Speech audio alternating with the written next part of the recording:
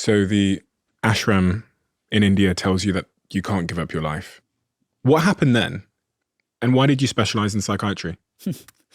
So when I went to med school, I mean, when I was in med school, I still had ego. So, I mean, I still have ego now, but so I was going to like combine Eastern medicine and sort of focus on evidence-based complementary and alternative medicine. And I was going to be an oncologist and be a real doctor and save lives.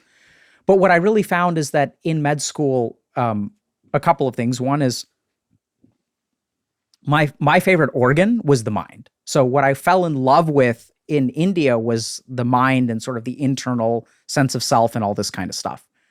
So I really liked that. And then I think that my people were in psychiatry. So the other thing that happened is I was trying to decide between internal medicine and oncology and psychiatry. And so one of my mentors in med school told me, like, do this. So do 1 month of each and then just ask yourself, which one do you enjoy more? So on the one hand, when I was thinking about oncology, this was also chasing a desire, right? I had this idea that I wanted to be a real doctor, right? Because those are like, oh, I want to cure cancer. Like that's like, let's be like a real solid doctor and do that. And then what I noticed was that now what internal medicine has become is very like sitting in front of a computer. So when you work in a hospital, like 8 hours of the day, I'm sitting in front of a computer and you spend very little time with your patients. And then over time, I started to realize that like psychiatry is the only field of medicine that we're losing the war in.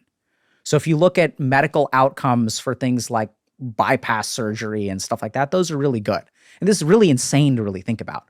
So we can take your body, Stephen, and we can give you a heart from a different human being. We can give you a kidney from a different human being. We can give you a liver from a different human being. If you have a part of your body that doesn't work, we can literally rip it out of you, stick in a new one, and you will survive. So outcomes in every field of medicine are improving except for mental health. So mental health is the one area where addictions are getting worse, depression is getting worse, suicidality is getting worse. And this is in spite of advances in neuroscience. So something has happened where we've missed something about the mind and everyone is getting sicker. So like this was the problem that really attracted me. And this isn't about my desire. This is sort of where we introduce a concept of dharma or duty.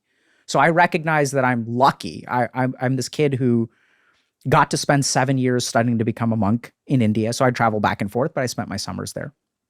So I had this really unique perspective. And then I got to train at Harvard Medical School. And what am I supposed to do with this knowledge, right? Like this is 15 years that I've devoted to understanding how human beings work. And like, I had this very kind of, chic private practice in Boston where I worked with very, very successful people and helped them achieve.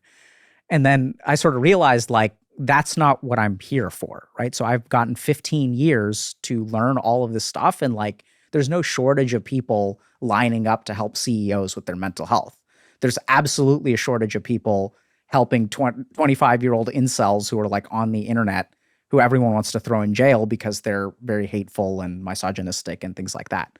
So I sort of realized that like, okay, like this is what I'm supposed to do. So I'm going to do it.